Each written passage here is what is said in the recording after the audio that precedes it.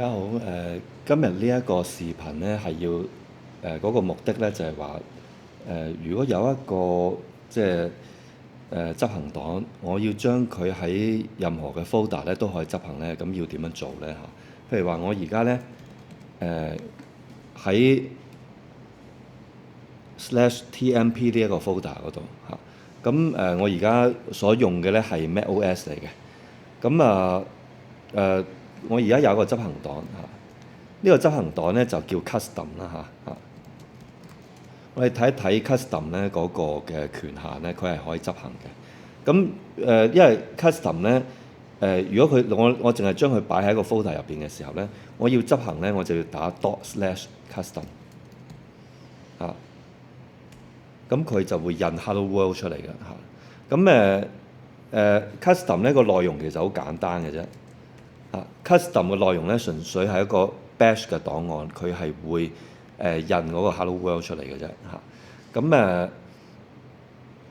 咁我要我目標咧就係話我喺其他嘅 folder 咧我都想執行custom 嚇。咁要點做咧？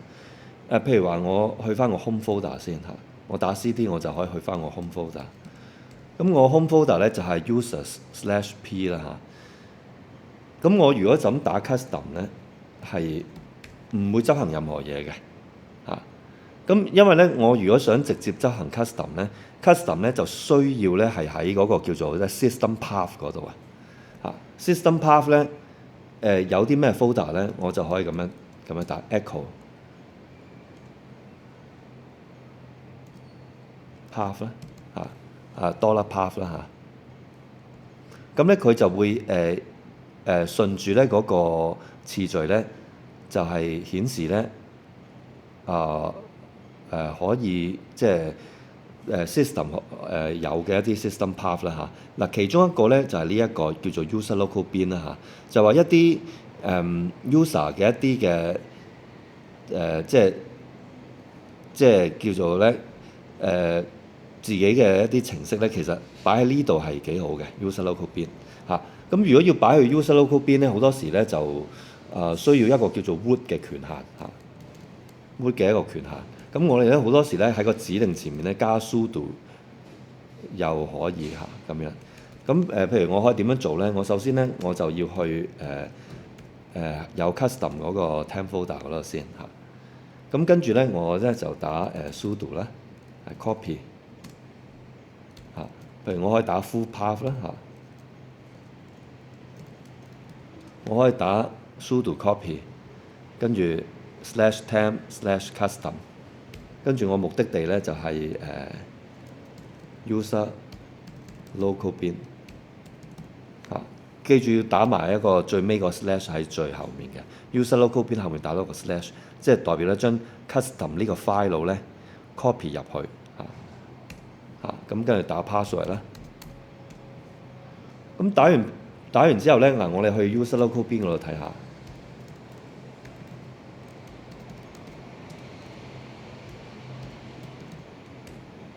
咁 user local bin 入邊咧有其他嘅檔案啦。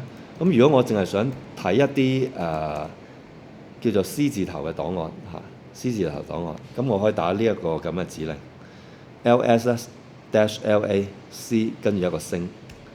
咁咧就發覺咧，入邊咧就有兩個程式，一個叫 current， 一個叫 custom 啦嚇，一個叫 code 啦嚇。咁 custom 嗰個咧就都有一個權限㗎啦嚇，有 execution 嘅權限嘅。咁所以咧我無論喺任何嘅 folder 嗰度，我打custom， 咁咧就可以執行呢個檔案。譬如我而家去其他 folder 啦嚇，咁譬如我去/etc 呢個 folder 啦，我打 custom 嚇，一樣可以執行到嘅。咁我如果想知道咧 custom 佢喺邊度咧，我咪打 which custom 嚇，佢就印出嚟佢喺 user local bin 入邊嘅嚇。咁所以呢個視頻